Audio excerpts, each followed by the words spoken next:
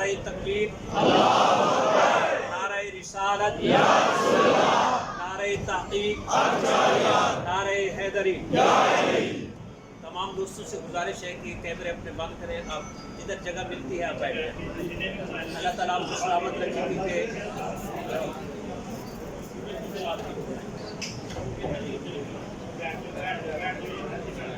ماشاءاللہ ہم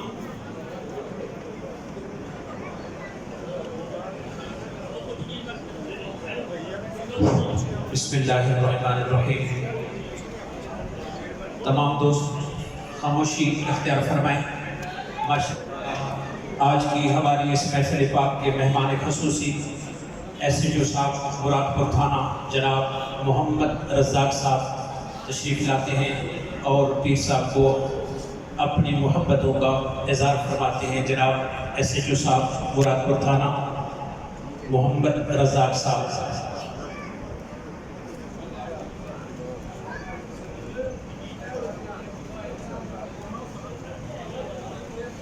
جی تمام دوست آمد فرمائیں، نوجوان اوپر حال میں ایسے ہی رکھیے، خاموشی اختیار کریں۔ اللہ تعالیٰ آپ کو سلامت رکھے۔ ہم تہ دل سے قبلہ پیر صاحب کے مشکور ہیں کہ آپ نے اپنے قیمتی لمحات میں سے ہمیں کچھ لمحے عطا فرمائے۔ اللہ تعالیٰ کی بارگاہ میں التجا ہے کہ مالک ارض و سماوات آپ کا سایہ تادیر ہمارے سروں پر اور اہل سنت کے سروں پر قائم اور دائم فرمائے۔ آمین۔ درود شریف پڑھیں۔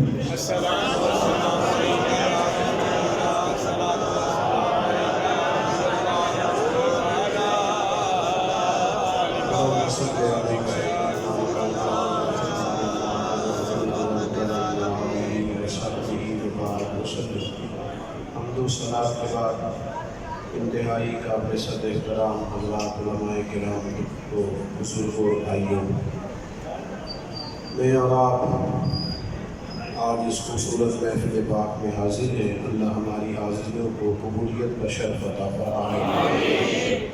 انسان اپنی زندگی میں لوگوں کے ساتھ مل کر وقت گزارتا ہے تو بعض اوقات بعض لوگوں سے آگے نکلنے کی دوڑ بھی لگ جاتی ہے، اور اس دوڑ میں بہت سارے لوگ شعوری طور پر اور کچھ لاشعوری طور پر بھی شامل ہو جاتے ہیں، اور بعض اوقات یہ دوڑ اتنی سخت ہو جاتی ہے کہ اعصاب شکن ہوتی ہیں، لوگ تھک جاتے ہیں، ذہنی دباؤ کا شکار ہوتے ہیں، لیکن دوڑ سے باہر آنے کو تیار نہیں۔ دوڑ کن چیزوں میں لگتی ہے؟ دوڑ لگتی ہے کہ فلاں کے پاس اتنا پیسہ آ گیا ہے تو مجھے ذرا اس سے آگے نکلنا ہے، فلاں آدمی اتنی شہرت حاصل کر گیا ہے تو مجھے آگے جانا ہے، فلاں آدمی، آپ میری بات پر توجہ فرمائیں، اللہ آپ کو بہت سی جزا دے۔ بات دوستوں سے گزارش یہ کریں کہ وہ بغیر بولے کام کریں، اشاروں کی بھی تو زبان ہوتی ہے۔ دوڑ لگ جاتی ہے اور لوگ ایک دوسرے سے آگے نکلنا چاہتے ہیں، اور اگر وہ دوڑ دنیا کی ہو، دنیاوی ہو، مال و دولت کی ہو، اقتدار کی ہو، حرص و حوث کی ہو، تو پھر اس میں عداوتیں بھی پیدا ہوتی ہیں، حسد بھی پیدا ہوتا ہے، کینہ پروری بھی آتی ہے۔ انسان اس دوڑ میں دوڑ کر اپنوں سے دور بھی ہوتا ہے، دل بھی سخت ہوتا ہے۔ اللہ تعالیٰ معاف فرمائے تو بعض لوگوں کا برا بھی چاہتے ہیں۔ یہ دوڑ ٹھیک نہیں ہے، ہمیں ایک دوڑ لگانے کا قرآن پاک نے فرمایا، سب جانے کا قرآن مجید نے فرمایا، فَاسْتَبِقُوا الْخَيْرَاتِ، تم اس طرح کرو نیکیوں میں ایک دوسرے سے آگے نکلنا، تم نیکیوں میں سبقت کرو، خیر کے کاموں میں آگے بڑھو۔ تم دیکھو یار کس بندے کو اس نیکی کی توفیق ہے تو میں بڑھ چڑھ کر یہ نیکی کروں، چاہیے کہ نیکیوں میں سبقت لے جاؤ، خیر کے کاموں میں۔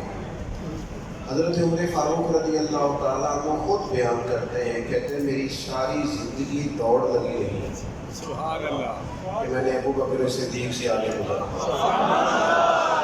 2.5% زکوٰۃ سال کے بعد اسلام تقاضا کرتا ہے،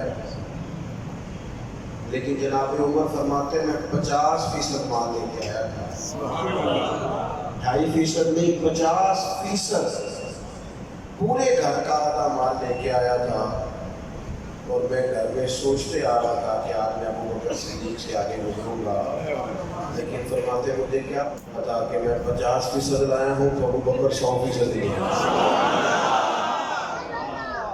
نبی پاک علیہ الصلوۃ والسلام نے جو سوالات پوچھے نا دونوں سے، ان سوالوں میں وہ الگ الگ نوعیت کی گفتگو تھی۔ محبوب نے جناب عمر سے پوچھا کیا لے کے آئے؟ سبحان اللہ۔ اور حضرت ابو بکر صدیق سے پوچھا گھر کیا چھوڑ کے آئے؟ ان سے پوچھا لے کے کیا آئے ہو، اور ان سے فرمایا کہ چھوڑ کے کیا آئے ہو۔ دونوں نے بھی بڑا کمال جواب دیا، یہ نہیں کہ حضور سارا لے آیا، یہ نہیں کہ حضور کچھ بھی نہیں چھوڑ کے آیا۔ جواب بڑا انوکھا دیا، عرض کی یا رسول اللہ میں گھر چھوڑ آیا ہوں، اللہ کا رسول چھوڑ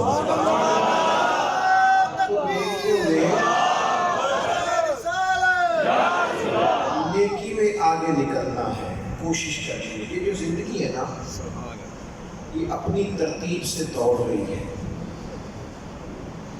اپنی ترتیب سے آگے بڑھ رہی ہے۔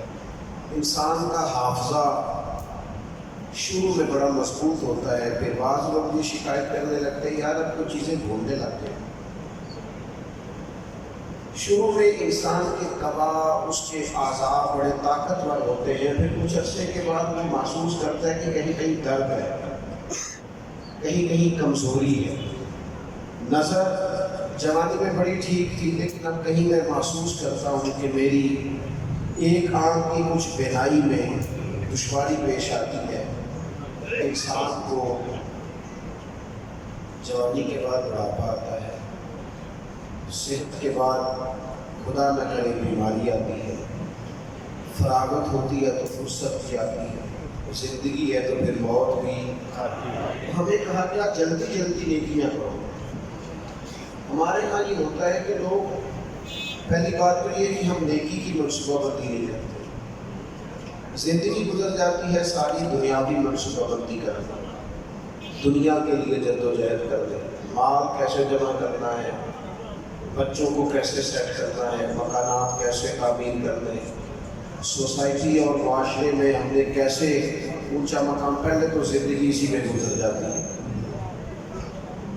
منصوبہ بندی نیکی کی نہیں کرتے، اور کرتے بھی ہیں تو پھر لمبی کرتے ہیں کہ میں سارے بچے شادی کرنے کے بعد میں نے نیک ہو گیا، میں نے سارے فرائض ادا کرنے کے بعد حج کرنے جانا ہے، میں نے وہ سارے کام سمیٹ کر اس کے بعد پھر میں نے تسبیح پکڑنی ہے۔ دیر کی کرتے ہیں منصوبہ بندی۔ بخاری مسلم میں حدیث ہے، نبی پاک علیہ الصلوۃ والسلام نے فرمایا جلدی جلدی نیکیاں کر دو اس وقت سے پہلے کہ فتنے یوں برسیں گے جس طرح رات کے ٹکڑے برسا کرتے ہیں۔ حضور فرمانے لگے حالت یہ ہو جائے گی کہ بندہ صبح مومن ہوگا شام کافر ہو جائے گا، شام کافر ہوگا صبح مومن ہو جائے گا۔ اور فرمایا لوگ دنیا کے بدلے اپنا دین بیچنے لگیں گے، ایسا کڑا وقت آنے سے پہلے حالات اتنی سنگینی اختیار کر گئے، اس سے پہلے تم نیکیاں کرو، تم جلدی کرو، تمہیں خیر میسر آئی ہے تو دیر نہ کرو۔ ہمارے پاس عہدہ ہوتا ہے، منصب ہوتا ہے، موقع ہوتا ہے نیکی کرنے کا، لیکن ہم تیار نہیں ہوتے۔ کسی کو اگر اللہ نے پڑھانے کا موقع دیا ہے تو اس کے پاس انسان سازی کا موقع ہے، 10 20 50 بچے اگر اس کو میسر ہیں تو بڑا شاندار موقع ہے۔ اسے چاہیے تھا کہ وہ ساری صلاحیتیں لگا دے، ان کو پوری طور پر وہ کوشش کرتا کہ میں ان کو ایک تعمیر سیرت کا اچھا سے اچھا موقع انہیں فراہم کروں، قائل کروں۔ کسی شخص کو اللہ نے عہدہ دیا ہے، منصب دیا ہے، قانون نافذ کرنے والے کسی ادارے میں ہے، لوگوں کو انصاف دے سکتا ہے، ظلم سے بچا سکتا ہے۔ تو اگر یہ کہتا میرے کیوں ہو، مجھے تو نیند بڑی ہے، مجھے تو لوگ سونے نہیں دیتے، بھائی تجھے تو موقع ملا ہوگا، جلدی سے نیکی کما۔ اگر کوئی آدمی طبیب ہے، حکیم ہے، ڈاکٹر ہے، تو وہ اگر سعادت مندی چاہتا ہے، فیروز وقتی چاہتا ہے، تو اس کو تو چاہیے کہ جلدی جلدی نیکیاں کمائے۔ اشک شوئی کرے، مریض کو تسلی دے، زیادہ سے زیادہ لوگوں کو دوا دینے کی کوشش کرے تاکہ فائدہ ہو جائے، لیکن ہم یہ کام نہیں کرتے، جدوجہد نہیں کرتے۔ میں ادارے میں تھا، کسی کام کے لیے مجھے جانا پڑا، تو میں نے جب اپنے فارم جمع کرائے تو وہ مجھے کہنے لگے کہ آپ کا ایک پیپر کم ہے، آپ واپس اپنی متعلقہ یونین کونسل میں جائیں اور وہاں سے پیپر بنوا کر کے واپس آئیں۔ ظاہر ہے میں تھوڑا پریشان ہوا کہ پھر جاؤں گا اتنی دور، میں کوئی اپنے شہر سے 100 کلومیٹر کے فاصلے میں تھا۔ تو میں نے ان سے کہا ٹھیک ہے میں لے کے آتا ہوں۔ جب تھوڑی سی بات چیت ہوئی تو مجھے پہچاننے لگا، میں نے کہا اچھا آپ ہیں، ٹھیک ہے آپ تشریف رکھیے۔ تو پھر انہوں نے خود ہی کمپیوٹر میں سے کوئی کاغذ نکالا، خود ہی اسے مرتب کیا، ایک جگہ سے سائن لیے، اور پھر انہوں نے مجھے کہا آپ کی فائل جمع ہو گئی، آپ جا سکتے ہیں۔ میں نے ان سے کہا کہ میں کچھ نہیں ہوا، مجھے تکلیف ہے۔ ایک معنی تو یہ تھا کہ میں کہتا دیکھا میری کتنی شہرت ہے، دیکھا مجھے کتنے لوگ جانتے، فوراً میرا کام کر دیا۔ لیکن میں نے ان سے کہا کہ آپ کی یہ بات بتاتی ہے کہ بہت سارے کام آپ سیٹ پہ بیٹھے بیٹھے کر سکتے ہیں، پر آپ لوگوں کو چکر لگواتے ہیں۔ اگر میں نہ ہوتا، کوئی اور ہوتا تو کیا بھیج دیتے اسے؟ آپ کو اللہ نے موقع دیا ہے خدمت کا، آپ خدمت کریں۔ آپ خدا را چائے پینے کے لیے سیٹ نہ چھوڑیں جب تک لوگ لائنوں میں کھڑے۔ آپ دیکھیں وہ کتنی تکلیف میں آیا ہے، وہ کتنی مشکل میں آیا ہے، کس طرح سے لوگ اپنا وقت نکال کے آئے۔ نیکی ہاتھ آ رہی ہے، آپ ضائع کر رہے ہیں۔ میرے نبی پاک صلی اللہ علیہ وسلم نے فرمایا نیکی کو کبھی حقیر نہ سمجھنا، کچھ نہ ہو سکے تو اپنے بھائی سے مسکرا کے مل لینا، اللہ صدقے کا ثواب عطا کر دے۔ ماشاءاللہ کتنے خوش ہوئے آپ اس حدیث کو سن کے، اب اس پر عمل بھی کرتے ہیں۔ میں بڑی ذمہ داری سے کہتا ہوں لوگ نہیں مسکرا کریں، ناراض سے ملتے، پریشان سے ملتے۔ زندگی میں وہ عجیب لمحہ تھا، وہ میرے ساتھ تھا۔ لوگ اپنے رویوں میں بے جا خشکی لے آئے۔ جب میں اسپیکر سے پریشان نہیں ہوں تو آپ کیوں ہے؟ سبحان اللہ۔ یہ تو مشکل مسئلہ ہے جو چلتے جاتا ہے، اوپر نیچے ہو جاتا ہے، لائٹ ہمارا ویسے قومی مسئلہ ہے۔ آپ مہربانی کریں، میری بات پہ توجہ کریں۔ مشینوں کی مائک کبھی چلے گا کبھی بند ہوگا، اسی طرح انتظام چلتا ہے۔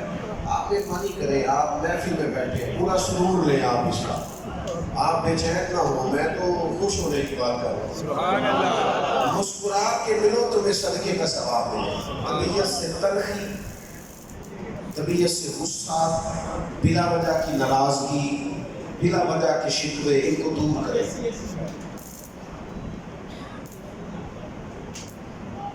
اپنی زندگی کو